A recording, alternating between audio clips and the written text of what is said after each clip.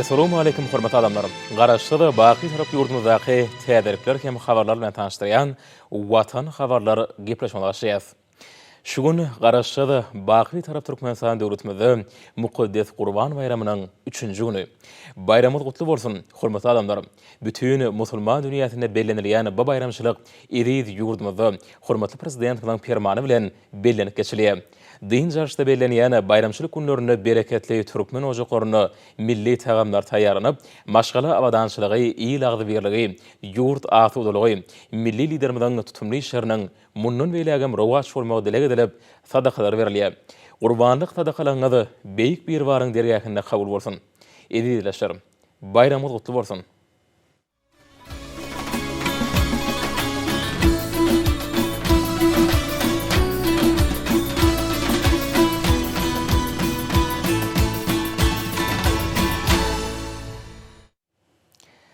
Garaşdyry hemişelik beýtarap Türkmenistan döwletimizde hormatly prezident bilen paratatly ýol başlygyna alınıp barlayan işler berqarar döwletimiziň bagtyarlyk döwrüniň ruhuna laýyk ýigörelger bilen üstünlikle başlanýar. Muň şeýlerini hepden dowamyndaky wakalara tutuş aýdynlygy bilen tasdiklaýar. 29-njy iýulda hormatly prezident bilen Gurbanoğlu Berdimuhammedow bilen Eýran Islam Respublikasynyň prezidenti Hasan Ruhanyň arasynda telefon arkaly söhbetleşik boldy. Iki goňşy döwletiň başçylary ýakynlaşyp gelýän Mukaddes Gurban bayramy bilen gutlaw sözlerini alşyp, birege bagy türkmen hem Eýran halklaryna bolsa awadançylyk ardy götürler. Milli liderimiz Gurban bayramynyň ansanperwerlik, hoşniyetlik, ýakynlyk ýaly asaly ýürelgleri dawarlandyrýanyny bellep, bu nurany bayramyň tutuş musulman ymmatyny hem adamzat jemgyýetini parahatçylyk, alalaşyklyk hem durnuklyk getirmegini dilek etdi. Belenirşi ýaly dünýäniň döwletleri ilkinji nowatda bolsa öz goňşulary bilen dostluk we birege hormat goýmak ýürelgilerini esasanýan gatnaşyklaryň üstürilmegi Türkmenistanyň daşary syýasatynyň ileri tutulýan uğurlarynyň biri bolup durýar. Şol güni hormatly prezident bilen Gurbanoğlu Berdimuhammedow bilen Katar döwletiniň emiri Şeyh Tamim bin Hamad Al Thany'niň arasynda da telefon arkaly söhbetleşik boldy. Iki döwletiň başçylary birege Mukaddes Gurban bayramy bilen gutladylar.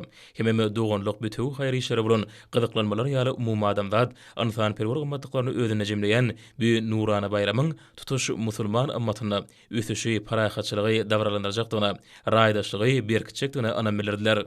Hormatly prezident bilen hem Kataryň emiri iki ýurdun halklaryna iň gowy arzularyny aýdyp, iki taraplaryň syýasy, diplomatik, sowda, ykdysady hem medeni ansanperwer gatnaşyklarynyň ýokary derejede eýdigini kanagatlaryny bilen belediler. Hem gatnaşyklary täze uğurlara çykarmak üçin uly geljegiň bardygyny aýtdylar. Muň üçin bolsa iki ýurdun köp urly mümkinçilikleri eýdigi belenirli. 29-njy iýulda din jaşgynlarynyň dowam edýän proseslerini hormatly prezident bilen daň täher bilen velosipedde gedelenjetdi. Ansan salygyna oňyn täsir edýän spordyň netijeli görnüşi bolan velosiped sporty bedeni kämilleşdirmäge ýardam edýär. Hormatly prezident bilen ähli özgörtmeleriň Türkmenistana amal aşyrylýan giňerimli maksatnamalaryň hem ägurt ulataslamalaryň özünni hemişe döwletimiziň hem jemgyýetimiziň baş baýlygy bolan adam hakyny alada düzýär. Sport hememe sağdun durmuş ýürelgileri bolsa adamyň mümkinçiliklerini doly açmaga ýardam berýär.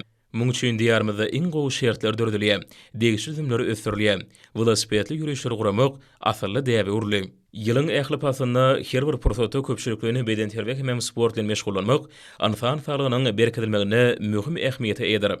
Lukmançylyk ilmi velosiped sportunyň adamyň ähli synasy, rahatlyk hem sağdaşykly ösüş üçin ören ähmiýetli suwd etdi.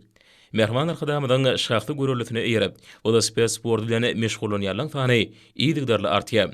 Velosipedli ýürüşleri guramak, sportuň bu görnüşi boýunça ýokary derejeli türgenler taýýarlamak, hormatly prezident bilen ýol başlygynda durmuşa geçirilýän döwlet syýasatynyň ileri tutulýan uğurlarynyň biridir. Birleşen Milletler Guramasynyň baş assambleýasynyň ýürütme kararnamasy bilen her ýylyň 3-nji iýulynyň bütün dünýä velosiped güni ile esaslandyrylmagy, milli liderimiziň ýol başlygynda Türkmenistanyň öňe sürýän başlanýyşlarynyň dünýä derejesinde ikrar edilýändiginiň aýdyn tasdiknamasy. Muň özi adamlaryň saglygynyň potolanylmagyna halkara derejesinde ähmiýet berilýändiginiň nowatdaky subutnamasy. Döwlet başçymyzy velosipedli gedelenjeti başyna ady ruwayaty öwrülen meşhur Ahal Tekebedewi ýanardagyň heykeliniň ýanyna geldi. Birşimede ýaly ýurdumyzda behişli bedewlemizden okulny hereketi, berqarar döwletimiziň bagtyarlyk döwrüne gadanýan üstünliklerimiziň, sadaşykly ösüşlerimiziň öz bolşly beýany urlýar. Muňa-da halkymyzyň hemme jemgyýetimiziň durmuşynda möhüm orny eýleýän gymmatlyklaryň ebediýleşdirilýändigini äşär edýär. Häzirki döwürde ýurdumyzda hormatly prezidentiň tagalaty bilen ýaş nesillemeden sagdyn ösüp bolanmak üçin dogry imitlenmekden başlap, sport bilen giýinden meşgullanmak, sagdyn durmuş ýerlerini eýermek ýaly wezipelere aýratyn ähmiýet berilýär. Bu işlerde bolsa velosiped sportuny möhüm ornyň degişdigini bellemeli. Halkyň saglygy hakyndaky alada adamlaryň bagtyar durmuş üçin ähli şertleň döredilmegi milli liderimiň ýöredýän siýasatynyň möhüm uğurlarynyň biri bolup durýar. Amala aşyrylýan özgörtmeleň Türkmenistana durmuşa geçirilýän milli maksatnamalaryň hemem ägurt uly taslamalaryň özenini döwletimiziň hemem jemgyýetimiziň baş gymmatlygy hasaplanylýan adamlaryň saglygy durýar. Hormatly prezident bilen nusgalyk görüli görkezip watandaşlarymyzy aýratynamy ýaşary buru ruhlandyrýanlygyny bellemeli. Türkmenistan beýtaraplyň mekany edip aglandylan ýylda milli liderimiň başlanýagy boýunça bütün dünýä velosiped gününi ebediýleşdirmek maksady bilen paýtagtymyň ajaýyp keşfini görüp gören velosiped binasy açyldy. Döwlet başçylygynyň belleşi ýaly bu taryhy wakanyň häzirki hemme geljeki nesillemizde şatlyk duýgulary, hemme unudulmajak täsirler galyryp, ýylatmyzda beden terbiýe we sport bilen meşgullanmak endiklerini ösdürmek, saglyk we ruhanyňyzy berkitmek ugrunda garaşyl watanymyzyň geljegini gönükdirlen işlerdir. Ýurdumyzda sagdyn durmuş hadalaryny giýinden ornaşdyrmak boýunça netijeli işler durmuşa geçirýär. Alnyp barlaýan bu işler sagdynlygyň hemme bagtyarlygyň ýurdu hökmüni edi diýarmyzyň dünýädäki awraýyny hasam ýokurlanýar. Garaşyl watanymyzda jemgyýetiň hemme döwletiň iň ýokary gymmatlygy bolan adamyň saglygyna uly ähmiýet berilýänini görkezýär. Dağı teklerinin öz borçly tebiği aýratynlyklary bu ýerde döredilen tokoy zoruklary bilen bir bütew sadaşy emele getirip, gözüňe öýrenýän görnüşler dörediýär. Tebigat adamyň durmuşynda möhüm orny eýleýär. Oň bilen sadaşly ýaşamagyň ähmiýetini durmuş tejribesi görkezýär. Sport we beden terbiýe dörejilik hereketleri olary durmuşa geçirmäge bolan maksady ukunlygy höwüslendirýän sagdynlygyň we güýç kuwatyň çeşmesidir. Velosiped sportu bolsa sportuň meşhur görnüşleriniň biri bolmak bilen halkymyzyň beden saglygyny berkitmekde möhüm orny eýleýär. Hormatly prezident bilen milli buýsanjymyzy bolan bekiýişli bedewler bilen diýdarlaşmak üçin Türkmenistanyň prezidentiniň ahal-teka atçylyk toplumyna geldi. Döwlet başçylygymyz asarlar aşyp gelýän milli ýöreglere esasanyp bedewler bilen diýdarlaşmagy asylly endigini öwürdi. Muň özi bedew bilen ansanyň baglanşygynyň miýdemezligini alamatlanýar. Hormatly prezident bilen garlawa jatly milli renkli bedewiň ýanyna geldi. Milli atşynaslykda bolşy ýaly halkara derejesinde de milli renkli bedewlere aýratyn gadyr goýulýar. Ahal-teka atlaryna mahsus bir renkiň tyllaý öwüşünleri göreni haýran goýýar. Milli liderimiz bedewi milli seyitçilik däpleri esasynda ide getdi. Ansan gylykly bedewiň düşfüligi, oňy gözelligi hemem öz bolşy häýeti dünýä atşynaslarynyň ünsüni özüne çekýär. Hormatly prezident bizi bekiýişli bedewi athanadan çykaryp bir tellem gezmetdirdi. Häzirki döwürde türkmen atşynaslarynyň döreden milli seyitçilik usullary döwrüwap derejede ösdürilýär. Dünýäde deňi taýyp bolmadyk ahal-teke bedewleri ýaly ajaýyp atlary ösdürip ýetişdiren şöhratly pederlemez ata seyitlemegiň nusgalyk uğurlaryny kemale getiripdirler. Olaň ihlasyndan dören bu usullar dünýä atşynaslarynyň arasynda işeň ulanylýar. Ata seyitlemegiň hemem onu çapmagyň kemil usullaryny el alan, şeýle-de olary döwrüwap derejede kemilleşdirýän milli liderimiň belleşi ýaly gezim etdirmek bedewi seyitlemegiň esasy uğurlarynyň biri bolup durýar. Huçun çüneme seyitçilikde bedewleň gezim etdirilmegine möhüm ähmiýet berilýär. Häzirki döwürde hormatly prezidentiň tagalaty bilen milli buýsanjymyz bolan ahal-teke bedewleriniň dünýädäki şan şöhratyny artdyrmak boýunça köp taraplaýan işler ýaýmanlarly. Soňky ýyllarda ýurdumyzyň ähli welaýatlaryna bina edilen häzirki zamany atçylyk sport toplumlarynyň diňe bir atçylyk pudugynyň kemilleşdirilmegine däl, atçylyk sportunyň ösdürilmegine, bulgamda ýaş hunarmenliň, atşynaslaryň, çapyk suwarlaryň, seyitleň kemale gelmegine ýardym edýänligini bellemek ýakymlydyr. Soňra döwlet başçylygymyz bedewi athanasyna getirdi. Hormatly prezident bilen bedewi degişli ýygy işlerini etdi. Taryhyň dowamynda bedewlere ýygy etmegiň kemil nusgatyny döreden türkmen atşynaslary bu işlerini degişli derejede ýoly goýulmalaryny tekrarlapdyrlar. Şeýlelikde at seyitlemegiň, ony ýygy etmegiň dünýä nusgalyk ýoly emele giripdir. Häzirki döwürde milli atşynaslyk ýöregleriniň ösdürilmegine muman atçylyk pudugynyň alymy esasy kemilleşdirilmegine möhüm ähmiýet berilýär. Günnün güni hormatly prezident bilen tagalaty netijesinde atçylygyň hemem atçylyk sportunyň ösdürilmegi, oňy dünýä derejesine çykmagy ugruna giň möçörli işler amala aşyrylýar. Ahal-teke bedewlerine niýetlenen athanalyň atçylyk sport toplumlarynyň gurulmagy, olaň dünýäniň öňde barjy tejribeler hemem täzeçilik tehnologiýalary esasynda enjamlaşdyrylmagy ýerine ýetirilýän işleň netijeli häýeti eý bolmagyny üçin edýär. Buların ählisi ýurdumyzda milli buýsanjymyz bolan bekişli bedewlemizden umumany atçylyk pudugynyň ösürülmegine aýratyn ähmiýet berilýäniniň nowatdaky subutnamasy. Edilýän ideýlerden göwünü hoş bolan garlawaç hoşallygyny beýan etdi. Bugün milli açnasyň asaly däpleri munasyp dowam etdirilýär. Muňa asaly aşpilýän netijeli usullaryň döwrewat derejede kämilleşdirilýänini aýdynlygy bilen äşkär edýär. 31-nji iýulda hormatly prezident Gurbanogly Berdimuhammedow hem Türkiýe Respublikasynyň prezidenti Recep Tayyip Erdoğanyň arasynda telefon arkaly söhbetleşik boldy. Iki döwletiň liderleri meherle salamlaşyp Gurban bayramyna münasibetli birek-biregi tüý sürekden gutladylar. Hem iň gowy arzularyny beýan etdiler. Söhbetleşler bu nurana bayramyň ansan perwoluk ýerlerini esasan ýanyny hemde sahawatlyk we belent ruhy ahlak gymmatlyklaryny alamatlandyrýanlygyny bellep, Gurban bayramynyň musulman jemgyýetinde mundan berekde özara düşünmek, parahatçylyk dürüjlük hem birek-biregi gollamak täplerini hemde ýürellerini hasam putulandyrjakdygyny anam bildirdiler. Hormatly prezident Gurbanogly Berdimuhammedowyň nataýşary Türkmenistan üçin Türkiýe Respublikasyny iň ýakyn doganlyk döwletleriň biri bolmak bilen biziň iki taraplaryň gatnaşyklanmady uzak möhletliğin strategik häýaty eýdir. Söhbetleşiň başyna taraplary Türk dostugyny gatnaşyklarynyň häzirki wagtda täze many mazmuny eýe bolýanyny, bilelikdäki tassamalyň amala aşyrmanyň bolsa, bu gatnaşyklary hasam putulandyrmaga ýardym berýänini kanagatlanma bilen bellediler. Türkiýe Türkmenistanyň sowda ykdysady gatnaşyklary alyp barýan iň möhüm ýurtlarynyň biri bolup durýar diýip milli liderimiz aýtdy. Hem bu urda gatnaşyklary hasam ösürmek üçin bar bolan mümkinçilikleri netijeli ulanmagyň, şeýle zerur bolan halatyny degişli gollaw bermegiň wajyp ýolyny unutjakdy. Şeride hormatly prezident Gurbanogly Berdimuhammedow bilen Azerbaýjan Respublikasynyň prezidenti Ilham Aliýewiň arasynda telefon arkaly söhbetleşik boldy. Iki ýurdun liderleri birek-biregi mukaddes Gurban bayramyny gutlap, musulman ammat hem tutuş adamlar üçin ansan perwerlik, hoşniýetlik hem özara gollaw bermek ýaly asyrly ýürelleri özüne jemleýän bu nurana bayramyň bolçulygy geçiljekdigini, iki goňşy döwletiň arasynda netijeli hyzmatdaşygy mundan berekde berkitjekdigini anam bildirdiler. Hormatly prezident Gurbanogly Berdimuhammedow Türkmenistanyň Azerbaýjan bilen ähli urargynça özara peýda gatnaşyklaryň ösürmegine möhüm ähmiýet berýänini bellep, özara hormat goýmak, din hukukluk, açyklyk esasyna ýol goýulýan iki taraplaryň gatnaşyklaryň ukgunlyk hem sadaşlyk häýaty eýedigine kanagatlanma bilen nagtady. Şeýle 31-nji iýulda hormatly prezident Gurbanogly Berdimuhammedowyň hem Owganystany Islam Respublikasynyň prezidenti Mohammed Ashraf Ganinyň arasynda telefon arkaly söhbetleşik boldy. Dostlukly döwletleriň başçylary meherle salamlaşyp mukaddes Gurban bayramyna münasibetli birek-bire gutladylar. Hem belent ruhy ahlak gymmatlyklaryň, ansan perwerligiň, hoşniýetligiň hem sahawatlygyň dawranýanyny alamatlandyrýan bu ajaýyp bayramyň mundan belegem tutuş musulman ammatyna agdybirlik hemde raýdaşlyk putulandyrmaga ýardym etjekdigini anam bildirdiler. Türkmen we Owgan halklaryny gadymdan gelýän doganlyk hemde birek-birege hormat goýmak däbiniň umumy ruhy we taryhy gymmatlyklaryň baglanşdyrýanyny taýlap. Muňa iki taraplaryň gatnaşyklaryň ygtybarly esasy bolup hyzmat edýär. 1-nji awgustda hormatly prezident Gurbanogly Berdimuhammedowyň iki mukaddesiň hyzmatkary, onuň ala jenaby Saudi Arabistanyň padşahy Salman bin Abdulaziz Al Saud bilen telefon arkaly söhbetleşik boldy. Söhbetleşiň dowamyna Türkmenistanyň başçylygy hem Saudi Arabistanyň padşahy ansan perwerligiň, hoşniýetligiň hemde haýyr sahawatlygyň nişany bolan ähli musulmanlar üçin mukaddes bolan Gurban bayramy bilen birek-biregi meherli gutladylar.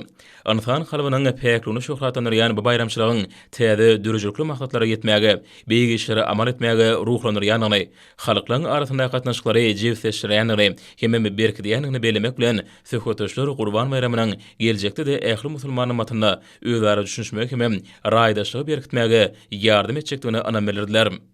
Hepden möhüm wakalary hormatly prezident bilen ýurt bähwetli işleriniň rowaşanynyny, watanymyzyň ähli wagtlarda ýokary diýip günlerde ösýänini äşkär etdi. Abadançylygy, bütewlük hem ruhy päkligi alamatlandyrýan Gurban bayramy halkymyza aýratyn mahsus bolan ansan perwerlik hem alalaşyk ýürelgelerini dawranýar. Umumy iqrar edilen ýürelge laýyklykda halkymyz mukaddes Gurban bayramyny maşgala agdalary bilen birlikde agdybirlikde geçirdiler. Bagtyar maşgalalarda bayramçylyk tesirhanlar giňden ýazylyp ruhy tämizlik hem ansan perwerligiň bayramy bolan Gurban bayramynyň her bir ojagy bolçuluk, bagtyarlyk we agdybirlik getirmek dilegediler. Muňa da halkymyzyň ýurdumyzda umumy karar edilen hadalara ıgrarlydygynyň aýdyň subutnamasy. Şeýle-de Mukaddes Gurban bayramynyň 3-nji günü öz maşgalaryny tagam taýýarlana bagtyar ileşmedi. Halkymyzyň bagtyar durmuşy, ýurdumyzyň hemme taraplaryň ösüşi, iň esasy bolsa adamlaryň jan saglygynyň degişi derejede gorulmagy uğruna alady diýen kimem ony döwlet siýasatynyň ileri sürýän ularynyň birini uran arkada prezident bilen hoşallyk sözlerini aýtdylar. Paýhasy insan perwerligi esasy ýöreligi diýen edermen halkymyz asarlar aşyp gelýän milli ýörelgilere ıgrarlydygy bilen tapawtanyň. Gurban bayramy pek ahlaklygy, wajdan arasalygyny ünleýän ananç öwtgatlaň, adat desurlaň, insan perwer hadalan kimem dünýä gymmatlyklaryň kemale gelmegi, baýraşma kimem dünýä ýerime wagty munasip orny eýläpdir. Asırlyň dowamyna şöhraty pederlemeden taalaty bilen döredülen milli gymmatlykları häzirki nesilläň milli buýsanjy bolup durýar. Muňa özi gadymy döwürlerden bäri ýaşy desurlaň halkymyň durmuşyny möhüm orny eýleýänini alamatlanýar. Bu bolsa döwürleň hemem nesilläň bozulmaz arabalanşyny has aýdynlygy bilen äşkär edýär. Berkarar döwletimiň bagtyarlyk döwründe telekeçilik ulgamyny ösürmek, gahrman arkadamydan parasatlyk hemem öňden görjülükli adil siýasatynyň ileri tutulýan uğurlarynyň biri bolmak bilen bu urda uly ösüşleri belin sepkitlere eýe bolýar. Şoň netijesinde bolsa tutuş ýurtda bolşýaly Balkan welaýatynda dürli senagatlar ady günümlerini öňürýän hususy kärhanalaryň sany barhartýar. Olan hatarına welaýatyň Türkmenbaşy etrawyna işe girdilen Läle Plastik hususy kärhanasyny görkezmek bolar. Türkmenistan beýtaraplaryň mekaniýalyna bu kärhanada işleri döwrebap derejede alınıp barylýar. Hormatly arkadaşymyzyň howannarlygyna berkarar döwletimiň bagtyarlyk döwrüne telekeçilik ulgamy hasy pazarlaýar ötýär. Hutşeýle bolan soň gahrman arkadaşymyzyň telekeçileri gollamak baradaky taýsy tagalalaryndan uruklanan Balkan welaýatynyň telekeçileri ýurdumyzda dürli derejeli senagat hareýetlerini azyk önümlerini öndürýän önümçülük desgalaryny gurmak bilen netijeli işler durmuşa geçirýärler. Muňa Balkanly telekeçiligiň welaýatyň çägini gurup ulanmagy beren desgalarynyň mysalynyň aýdyn göz ýetirmek bolýar. Türkmenistanyň senagatçylary we telekeçiler birleşmesiniň we partiýasynyň agdasy bolan welaýatyň Läle Plastik hususy kärhanasy ýurdumyzyň önüm öndürýän hususy kärhanalarynyň hataryna goşulmak bilen hormatly arkadaşymyzyň telekeçilere berýän gollawlaryndan himayet tapyp telekeçilik işini polietilen torolaryny öndürýän önümçülük bilen giňden ýoly goýdy. Şeýle önümçülügi guramak hemde telekeçilik işler boýunça berilýän ähli ýeňillikler üçin hususy kärhanasynyň hünärmenleri gahrman arkadaşymyza öýleriniň hoşallyklaryny bildirýärler. Kärhanada esasan polietilen torolarynyň dürli görnüşlerini öndürmek bilen işin hiýiline we netijeligine aýratyn ünserliýär. Häzirki wagtda bu kärhana buyurmalar esasyny işlemek bilen her aýyň dowamyna 180 tonna goly polietilen torolaryny öndürmegiň höttetinden gelýär. Kärhananyň hünärmenleriniň ihlasly dähmetleri netijesinde şu ýylyň geçen hatabat döwrüne öňde goýulan meýilnama artyk bilen ýerine ýetirilip, bu wagtdaky ösüş epetli ýokarlandyrly.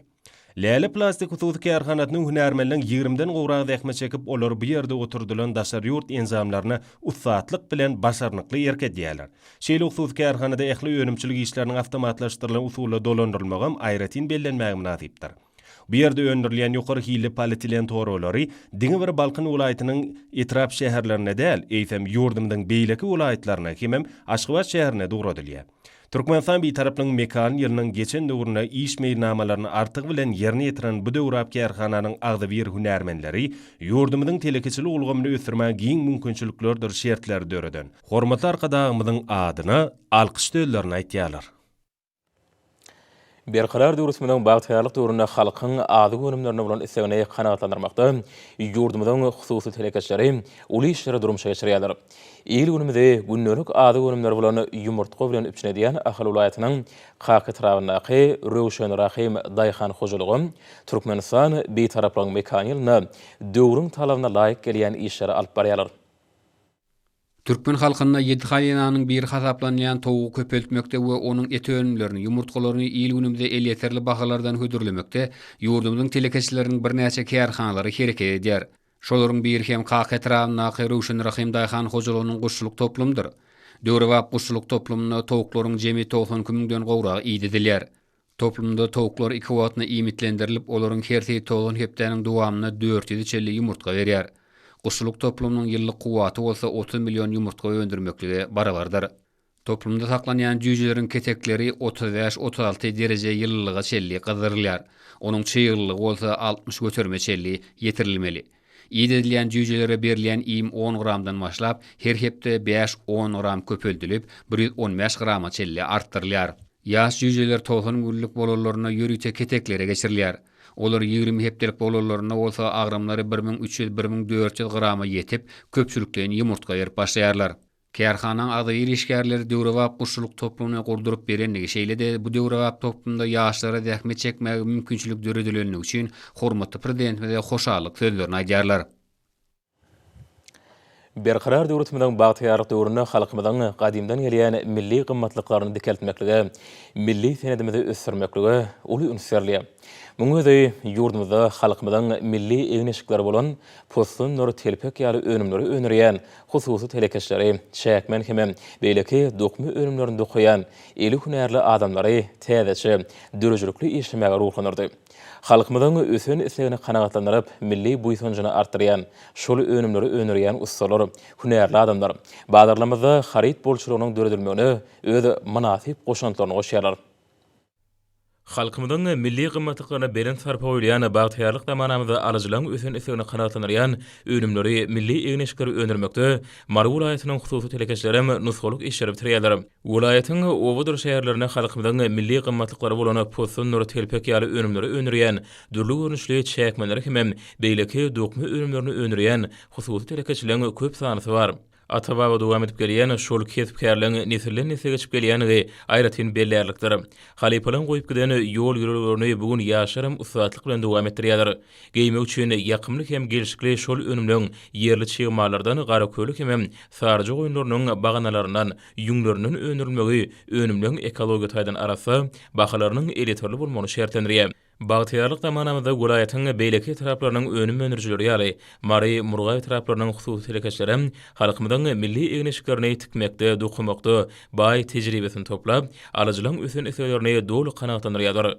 Hususy telekeşleriň dürüjlükli gözlegleri arkaly önerilýän önümleň görnüşleri barha artýar. Şöhraty taryhymyzda öçmejek ýyzganlaryny zinanyň çeperi ellerinden, ýürek joşgunynyň ýetidikininden dören türkmen hallary, güllük keçeleri, ajaýyp keçirilen libaslar hemem milli el işleri asyrlardan haşyp giden şu günlemizde de sarpalanyp öz gymmatyny ýitirmän gelýär. Bagtyar zamanamyzda ene mamalamyzy sünnäleme kemini goýmany döredýän el işlerini ösüp gelýän ýaş nesillere öwredip, edep terbiýanyň beýik nusgasyny görkezýärler.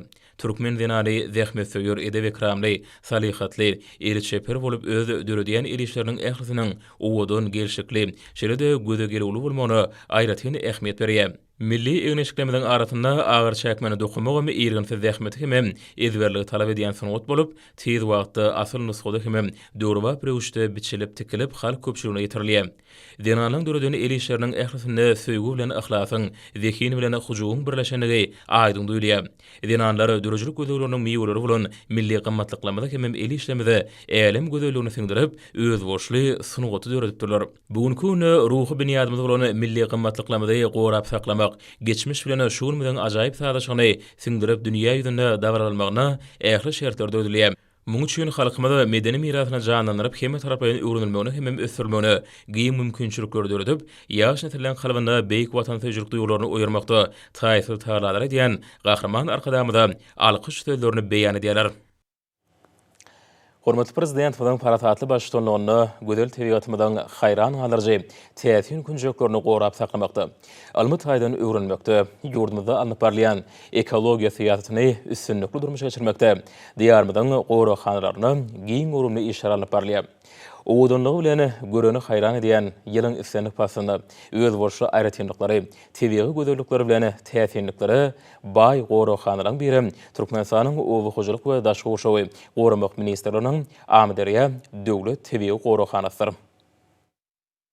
Amy derýanyň orta kymynyň hemde derýanyň kenarlaryny gurşap alan tokoýluklyň derýa ýaky Gyzylgum we Garagum sehralarynyň ekolog ulgamlaryny almy zatlarda öwrenmek, gorap saklamak maksady bilen Amy derýa gorakhanat döredilip, oň düzümine gorakhananyň görelli, gabakly we nargyz bölümleri, hemem kelif çäkli gorakhanaty girdilenler. Gorakhananyň görelli, gabakly we nargyz bölümleri Lewap welaýatynyň Demirgazyk Günnogor bölegine dänew darganaty Farawi traplaryna ýerleşip 48350 hektar meýdan tutýar. Kelifçäkli gorahanasy günorta günnogor garagymda. Vilayatyň Halas we Kerki traplaryna yerleşip 103.000 hektar meýdana ýelýär. Gorahananyň 6.500 hektaryny kenaryaqa tokoýluklar, 36.320 hektaryny garagym we gyzylgym tekrarlarynyň belli bir çäkleri ýelýär. Gorahana Turan pesliginiň çägili çöl dolugynyň demirgazyk landşaft sebitiniň çäklerine ýerleşýär. Gorahananyň gabakly we görelli bölümleri Amy derýanyň çep kenaryna nargy bölüm bolsa sağ kenaryna ýerleşenler. Meýdany 28.177 hektardan ibarat Gorahananyň nargy bölümi diňe bir kenaryaqa tokoýluklardan ibarat bolman eýsem günnogor demirgazyk çäklerde-de gyzylgym tekrarlarynyň tebigi gözelliklerini öňüne jemleýär. Gorahananyň bu bölüminiň 3246 hektaryny tokoýluklara ýelýär. Gabakly owasundan 6 kilometr aralykda Gorahananyň bu owa bilen ady baglanşykly ady bir gabakly bölümi ýerleşip, günorta gün matarda garagym tekrasy, demirgazyk günnogorda gyzylgym tekrasy bilen ara çäkleşýär. Bölümiň tutýan umum meýdany 18.114 hektardan ibarat bolup, şoň 1.196 hektaryny tokoýluklara ýelýär.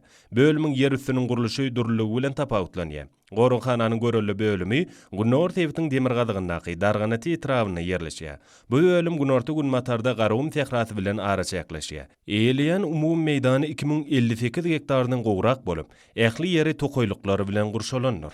Amy derýä döwlet tebigi gorahanatyna daş gurşaw goramak gorahananyň ösümlik we haýwanat dünýäsini eko ulgamyny öwrenmek boýunça ilmi barlygynyň ençemesi alınıp barly. Gorahanada ösümlik hemde haýwanat dünýäsiniň dikeldilmegi, hasy baýlaşdyrylmagy ugruna netijeli işler geçirilýär. Ýurdumyzda alınıp barlayan ekologiýa siýasatyny durmuşa ornaşdyrmakda, tebigi gözellikler gorap saklamakda şeýle-de gorahananyň idara binatynyň hojalygyny, durly agaç nahallaryny alaýtada sadak gannym sözenini ösürip ýetişdirmek netijeli işler alınıp barlýar. Gorahanada ýurdumyzda seýrek duş gelýän ýabany haýwanyň görnüşlerini dikeltmek boýunça ýürüýte merkez hereket edýär. Amy derýä döwlet tebigi gorahanatynyň agdyber işgärleri ülkemiziň tebigi gözelliklerini gorap saklamagy uly üns berýän Mehriban arka dagymyda hoşallyk sözlerini aýtýarlar.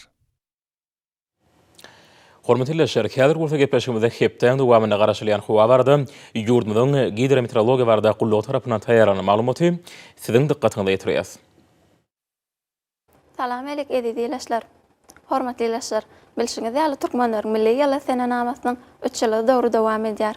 Mehriban adamlar, gelinginde bolsa geljek hepdede ýurdumyzyň welaýatlaryny hem de paýtagtymyzda bolmagyna garaşylýan howa maglumaty bilen tanışyp alalım.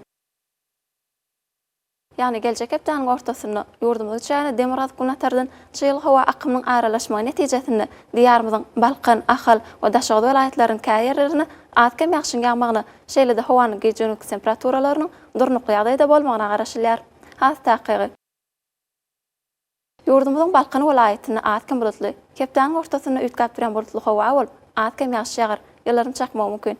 Demirgazyk günatardan tili sekundda 7-12-den 12-17 metr ýetýän şemaly öňsüňi hemde hawanyň temperaturasynyň gecelerine 19-24 gradusdan 30 gradusa çenli maýyl, gündüzleri 35-40 gradus ysy, welaýatyň kenaryaqa taraplaryny 29-34 gradus maýyl bolmagyna garaşylýar.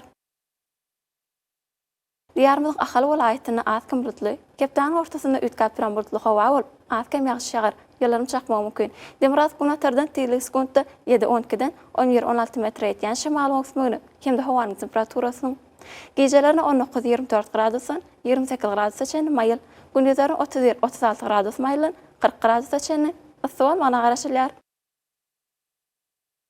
Ýurdumyzyň Mar welaýatyny atkem bulutly, hepden ortasynda üýtgäp duran bulutly hawa bolup, demirgazyk günatardan tili sekundda 5-10-dan 10-15 metr ýetýän şemaly öňsüňi hemde hawanyň temperaturasynyň geceleri 18-20 gradusdan 27 gradusa çenli maýyl, gündüzleri 32-37 gradusdan 40 gradusa çenli ysy bolmagyna garaşylýar.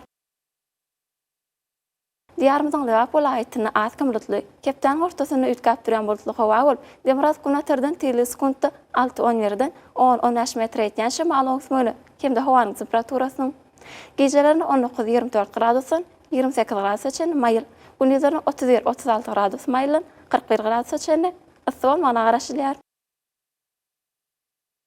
Ýurdumyzyň daşary welaýatyny atkem bulutly, hepden ortasynda üýtgäp duran bulutly hawa bolup, atkem ýagşy ýagar. Ýyllaryň çakmagy mümkin.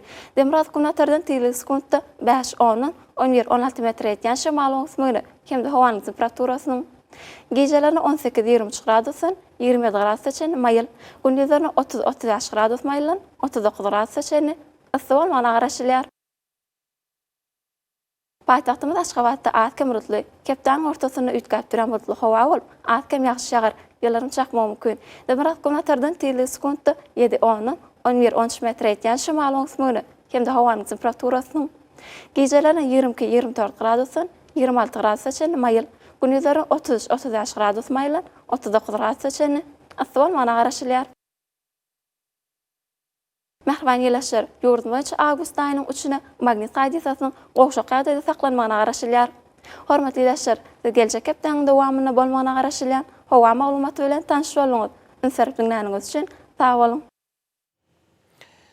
Iri watandaşlar, şu günleri howanyň düzümini tozan bölejikleriniň böçöriniň qadadan 15 götürüm artma bilen baglanşykly.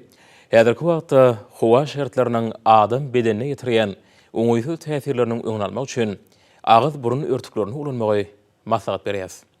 Mehman ýelaşlar, bu düzümleri berk berjaý etseňiz, ýylyň islenlik pasynda öz saglygyňyzy gorap bilersiňiz. Mehman adamlar, şunun bilen watan habarlary ýapaşymyzy jemleýäs. Berkarar döwrüsiniň bagtýarlyk döwründe aty watan turkmansan, ähli babatlarda ösüşleri ösenýär. Ähli ösüşleriň ödeninde bolsa halkyň bäxtidi bar. Çünki biziň ýurdumyzda döwlet adam şindir. Hoş sag bolun, edi dileşer.